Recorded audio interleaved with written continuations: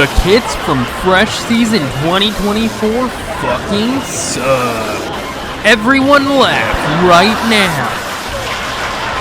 Why aren't you laughing? Why the fuck aren't you laughing? It's time to complain more. If there's anything that Splatoon isn't famous for, it's the kits. What the hell? Now, I will be completely honest here. 90% of the terrible kits out there, I understand. I can see what they're going for here. It's just that what they're going for doesn't really fit what people want. Most of the time, the bad kit isn't even that bad. If you know how to make it work, it is perfectly fine. Most of the kits in this game aren't even that bad, just not very good. But that's enough positivity for today. The YouTube meta demands negativity, damn it. And if I want to embrace the algorithm, maybe I should find what even makes a kit bad. Your sub-weapon is very important. After all, compared to your special, you're always gonna have it 2 seconds away at most. Sprinkler isn't good. Only controversial statements on this channel.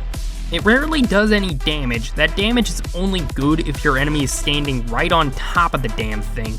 The only real utility of Sprinkler is paint. The paint also isn't that good. It's not great at covering an area, so you can't just leave it to, say, cover up your spawn for you.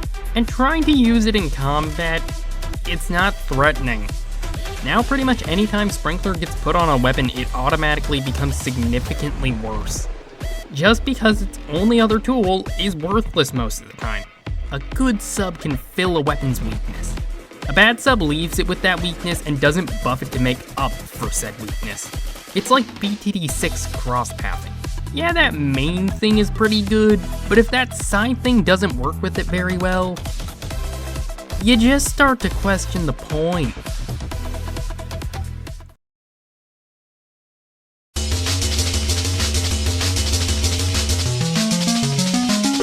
Almost the same thing as bad subs, but less of a big deal and also more of a big deal.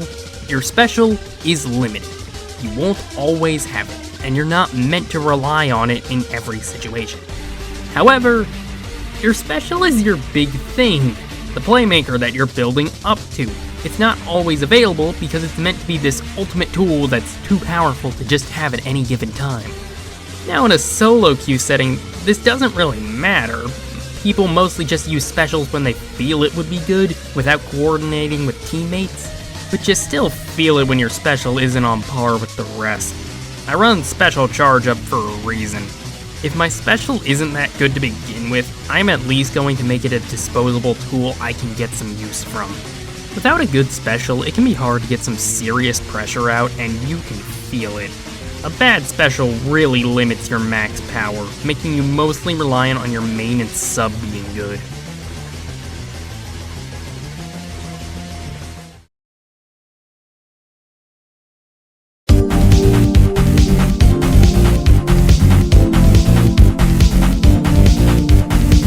Now I'm sure plenty of people are saying, Carter, Beacon is a good sub that can help your team. It is. It makes your team less reliant on each other for jumps and can be a good fallback to shorten the journey if your allies aren't in a safe position. Curling Bomb is pretty good and can help you get in. Yeah, Curling Bomb is good and helps the right weapons get some movement. But notice that bit? The right weapons? So not Clash Neo? Sprinkler ain't just bad, it scales with how bad it is. With Dynamo, it's another movement option at least. But Aerospray? A short-range shooter that's entire gimmick is painting? It doesn't work. Splashdown gets significantly worse when we put it on Explosher, a weapon that doesn't try to play that far up and would prefer to just avoid the situations where it's useful in the first place. Curling isn't good on anything that needs a poking tool or can already paint effectively. Wall is only really good on weapons that can hold, Beacon only works if the main already hangs back. The kit can be objectively good, but if the sub or special don't align with the weapon roll or what it needs, it might just not work. My wet dream is some charger's nightmare. So now when disappointment comes this June, we can at least understand why we're pissed.